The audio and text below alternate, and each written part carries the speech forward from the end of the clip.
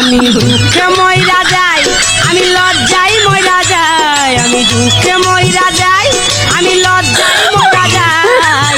Dear audience, আপনারা সকলেই মিরাজ আফ্রিদিকে চিনেন। সে একজন প্রতিবন্ধী। সে তার প্রতিবন্ধকতাকে বৃদ্ধাঙ্গুলি দেখিয়ে সোশ্যাল মিডিয়ায় কন্টেন্ট ক্রিয়েট করে থাকেন। তাই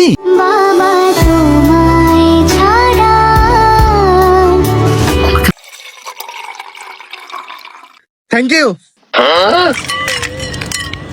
थैंक यू थैंक यू এবং ভাইরাল হয়েছেন। তার দুটি হাত নেই। এমতো অবস্থায় কোনো এক অনুষ্ঠানে মেডেল প্রাপ্ত হন মিরাজ আফ্রিদি। সঠিক বলেছেন, আপনার বুদ্ধি ভালো। এবং একটি ফটো পোস্ট করেন তার পার্সোনাল ফেসবুক পেজে।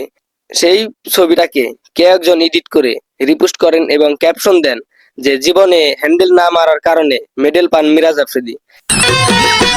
আমি দুঃখে মইরা যাই, আমি লজ্জায় মইরা যাই, আমি দুঃখে মইরা যাই, আমি লজ্জায় মইরা যাই। সেই পোস্ট দেখার পর ক্ষিপ্ত হয়ে যান মিরাজ আফ্রিদি এবং জনসম্মুখে হ্যান্ডেল মেরে সোশ্যাল মিডিয়ায় পোস্ট করেন। কি সাক্ষ্য প্রমাণ আছে তোমার কাছে?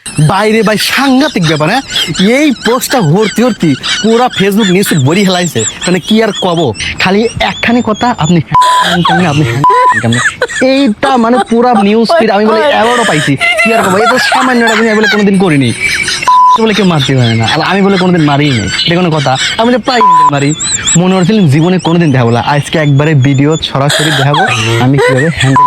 আসেন আমার সাথে, আসেন, চলে আসেন, আসেন, দেরি হলেন গিয়ে তাড়াতাড়ি আসেন। এবার দেখার জন্য রেডি হয়ে যান, দাও।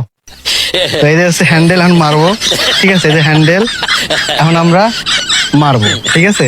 তো এই যে হ্যান্ডেল ঢোকা দিলাম, ঠিক আছে?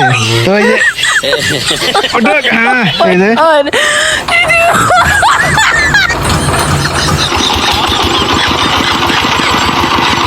এই যে দেখা দিলাম, ঠিক আছে? আর কোনদিন যদি এই কমেন্ট হয়েছে তবে আপনার খবর আছে।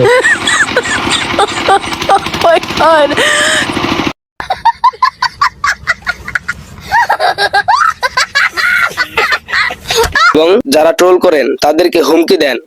যে হুমন্দি এই পোস্টটা করে প্রথম ভাইরাল হয়েছে, এই ধর রেকর্ড ভাঙিয়ে দিলাম, ঠিক আছে? আর যে মনে যদি কেউ কমেন্ট করেছে তার খবর আছে তোমাকে, থাও গেলাম।